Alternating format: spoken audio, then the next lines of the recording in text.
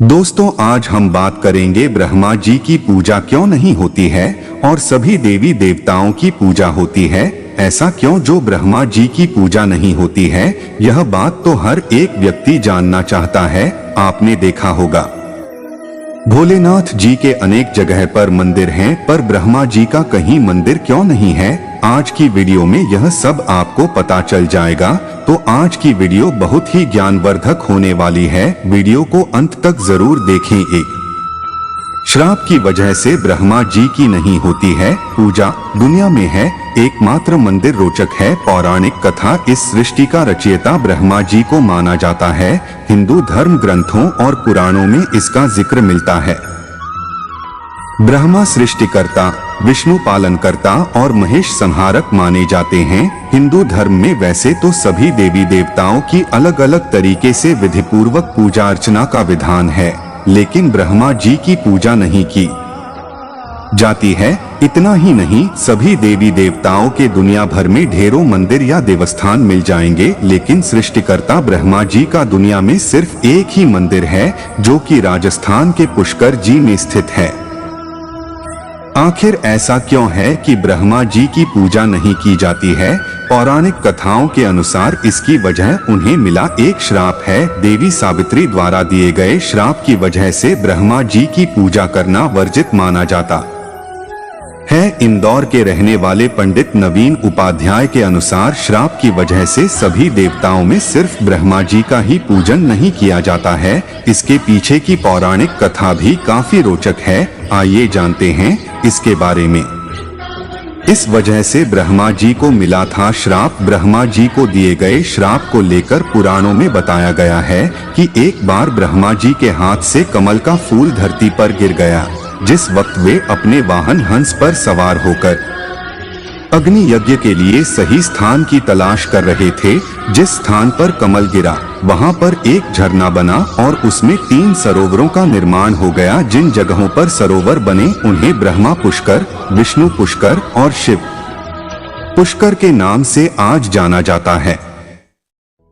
जब ब्रह्मा जी ने देखा कि कमल के गिरने से सरोवरों का निर्माण हुआ है, तो उन्होंने उसी जगह पर अग्नि यज्ञ करने का निर्णय लिया। यज्ञ के लिए ब्रह्मा जी के साथ उनकी पत्नी का होना आवश्यक था, लेकिन उनकी पत्नी सावित्री वहां नहीं थी और शुभ मुहूर्त निकला जा रहा था। इसे देखते हुए ब्रह्मा जी ने उस समय वहां मौजूद एक स्त्री से विवाह कर उनके साथ यज्ञ को संपन्न किया। जब ये बात देवी सावित्री के पास पहुंची तो वे काफी कुपित हो गईं और उन्होंने ब्रह्मा जी को श्राप दिया कि जिसने पूरी सृष्टि की रचना की है, उसी की सृष्टि में कहीं भी पूजा नहीं की जाएगी। इसके साथ ही पुष्कर के अलावा विश्व भर में कहीं ब्रह्मा जी का मंदिर नहीं होगा। इसी श्राप की वजह से ब्रह्मा जी की पूजा नहीं होती है। ब्रह्मा जी ने अपनी ही पुत्री के साथ क्यों किया संभोग? यह बात जानकर हर कोई व्यक्ति हैरान रह जाएगा और यह बात हर कोई व्यक्ति जानना चाहता है। ऐसा क्यों किया? क्योंकि वह तो सृष्टि के रचयिता माने जाते हैं। यह बात जानने के लिए वीडियो को अंत तक जरूर देखें। इस वीडियो में आपको विस्तार से बताया जाएगा ब्रह्मा जी ने अपनी पुत्री के साथ विवाह क्यों किया और मां सरस्वती को विद्या की देवी क्यों माना जाता है। यह भी बात आपको आज पता चल जाएगी। इससे पहले आपको बता दें कि ब्रह्मा और सरस्वती की कहानी उस समय शुरू होती है जब सृष्टि की रचना हो रही थी। हिंदू ग्रंथ के मुताबिक सृष्टि की रचना ब्रह्मा जी के द्वारा की गई है और इस ब्रह्मांड के पालनकर्ता के रूप में हम भगवान विष्णु को जानते हैं। साथ ही भगवान शंकर को सृष्टि के संहारक के रूप में जानते हैं। अब ब्रह्मा और सरस्वती की कहानी को समझने के लिए हमारे लेख के साथ अंत तक बने रहे और स्त्री की आवश्यकता होगी तो उन्हें अपने मन से उसकी रचना करनी होगी। इसी वजह से भगवान ब्रह्मा में माता सरस्वती, नारद, मनु, जामवंत, सनक, सनंदन, सनातन और सनत कुमार भृगु अत्रि का जन्म अपने मन से किया और पृथ्वी को आगे संचालित करने के लिए धरती पर भेजा। इसमें पृथ्वी पर ज्ञान के संतुलन को बनाए रखने के लिए उन्होंने माता सरस्वती को अपने साथ रखा और साथ रहने वाली स्त्री को पत्नी का दर्जा दे दिया गया। सरस्वती पत्नी है या ब्रह्मा की बेटी। अगर ब्रह्मांड में मौजूद हर चीज की रचना भगवान ब्रह्मा ने की है, तो बेटी हो या पत्नी, दोनों की ही रचना भगवान ब्रह्मा के ही द्वारा संभव थी। भगवान ब्रह्मा को अगर किसी के साथ विवाह करना था तो इसके लिए भी उन्हें किसी का निर्माण अपने मन से करना पड़ता, और उनके मन से उत्पन्न होने के कारण उनका रिश्ता बेटी की तरह भी लगाया जाता है। हालांकि सृष्टि का निर्माण होने के बाद अलग अलग घटनाओं के कारण ब्रह्मा का विवाह 5 बार हुआ था। इस वजह से उनकी कुल 5 पत्नियां हैं, जिसमें सरस्वती, सावित्री, गायत्री, श्रद्धा, मेधा। ब्रह्मा जी की पूजा क्यों नहीं होती है? अपने पृथ्वी पर बहुत सारे मंदिर देखे होंगे। हिंदू धर्म की अलग अलग मंदिरों में आपने अक्सर भगवान विष्णु या भगवान शंकर के मंदिर को देखा होगा। आपने कभी भी भगवान ब्रह्मा के मंदिर को नहीं देखा होगा। ऐसे में आपको बता दें कि राजस्थान में पुष्कर में भगवान ब्रह्मा का एक मंदिर है। वह मंदिर 3 झील से घिरा हुआ है और माना जाता है कि जहां भगवान ब्रह्मा के कमल से बना है। प्रचलित कथा के मुताबिक सृष्टि का निर्माण करने के बाद वज्रनासना के एक राक्षस ने धरती पर खूब उत्पात मचाया था। जब इस राक्षस ने भगवान ब्रह्मा के साथ बदतमीजी शुरू की, तब ब्रह्मा जी ने वज्रनास का वध कर दिया और इस दौरान उनके कमल के 3 टुकड़े धरती पर आकर गिरे, जिससे बड़े बड़े झील बन गए। आज यह स्थान भारत के पुष्कर नाम के इलाके में है और उस 3 झील को व्याष्ठा, मध्य और कनिष्ठ पुष्कर कहा जाता है। इन जिलों के निर्माण के कारण वहां पर एक यज्ञ करवाने का निश्चय किया गया।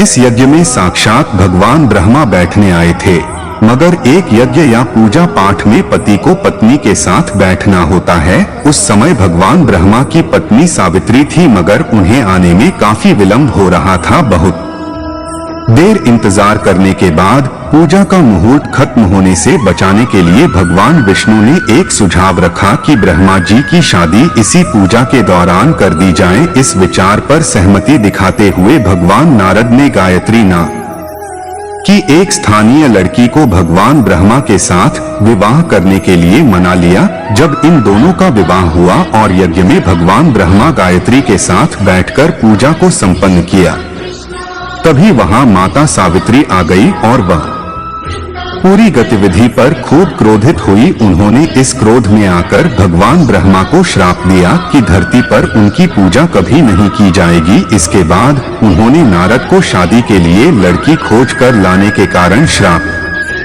दिया कि नारद आजीवन कुंवारे रहेंगे। जब माता सावित्री को पता चला कि यह विचार भगवान विष्णु ने प्रकट किया था, तो उनके श्राप से वह भी बच नहीं पाए। माता सावित्री ने भगवान विष्णु को श्राप दिया कि वह अपनी पत्नी के वियोग में सालों तक तड़पाएंगे। इसी श्राप के कारण राम अवतार में भगवान विष्णु को माता सीता से बिछड़ने का दुख भोगना पड़ा था। इसके बाद जब माता सावित्री का क्रोध कुछ कम हुआ, तब उन्होंने भगवान ब्रह्मा पर दया दिखाते हुए कहा कि उनकी पूजा धरती पर केवल एक जगह इस पुष्कर में ही हो सकती है।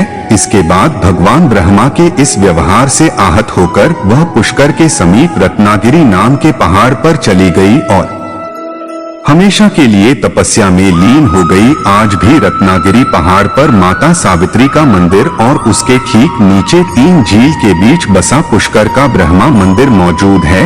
इतिहासकारों के मुताबिक आचार्य शंकराचार्य के द्वारा सन 711 में यहाँ भगवान ब्रह्मा की मूर्ति की स्थापना की गई थी। उससे पहले यहाँ बिना मूर्ति की पूजा होती थी। ब्रह्मा जी ने अपनी बेटी से शादी क्यों की थी? जब पूरे ब्रह्मांड में कुछ नहीं था तो ब्रह्मा जी ने सृष्टि का निर्माण किया था और उसके बाद अपने मन से माता सरस्वती को बनाया था, जिसे उन्होंने हमेशा अपने साथ रखा। हमेशा ब्रह्मा के साथ रहने के कारण सरस्वती को कुछ लोग उनकी पत्नी मानते हैं, तो भगवान ने ब्रह्मा के मन से उत्पन्न होने के कारण उन्हें ब्रह्मा जी की बेटी कहते हैं। ब्रह्मा जी की कितनी शादी हुई है? ब्रह्मा जी की कुल 5 शादी हुई है, जिसमें सरस्वती, सावित्री, गायत्री, श्रद्धा, मेधा है। सरस्वती ने ब्रह्मा को क्यों श्राप दिया था? सरस्वती ने ब्रह्मा को श्राप दिया था, इस बात का सबूत किसी भी ग्रंथ या पुराण में मौजूद नहीं है। ब्रह्मा जी की पूजा क्यों नहीं होती है? एक बार अपनी पत्नी माता सावित्री को डोर छोड़कर भगवान ब्रह्मा ने गायत्री नाम की एक लड़की से विवाह करके उसे एक यज्ञ में अपने साथ बैठाया था, जिस पर माता सावित्री क्रोधित होती है और ब्रह्मा जी की कभी पूजा न होने का श्राप देती है। निष्कर्ष, आज इस लेख में हमने ब्रह्मा और सरस्वती की कहानी के बारे में बताया है। बहुत सारे लोग इस बात पर विचार विमर्श कर रहे थे कि ब्रह्मा और सरस्वती के बीच क्या संबंध है, या फिर भगवान ब्रह्मा ने अपनी बेटी से क्यों विवाह किया था। तो इन सभी सवालों का जवाब आज के लेख में दिया गया है। अगर हमारे द्वारा दी गई जानकारियों को पढ़ने के बाद आप भगवान ब्रह्मा की पूजा क्यों नहीं होती है, सरस्वती ने ब्रह्मा को क्यों श्राप दिया था, सरस्वती और ब्रह्मा के बीच क्या रिश्ता है, और ब्रह्मा जी ने अपनी बेटी से क्यों शादी की थी, जैसे सवालों का सरल उत्तर प्राप्त कर पाए हैं तो इसे अपने मित्रों के साथ भी साझा करें। साथ ही इससे जुड़े अपने विचार या सुझाव कमेंट में बताना ना भूलें। दोस्तों, आज की वीडियो यहीं पर समाप्त होती है। वीडियो अच्छी लगी हो तो लाइक करो और ऐसी ही ज्ञानवर्धक वीडियो देखने के लिए हमारे चैनल को सब्सक्राइब करो। कमेंट में जय श्री कृष्णा जरूर लिखकर जाना और उम्मीद करेंगे सभी लोग ठीक होंगे। हमारी तरफ से सभी लोगों को तहे दिल से धन्यवाद। फिर मिलेंगे एक नए वीडियो के साथ।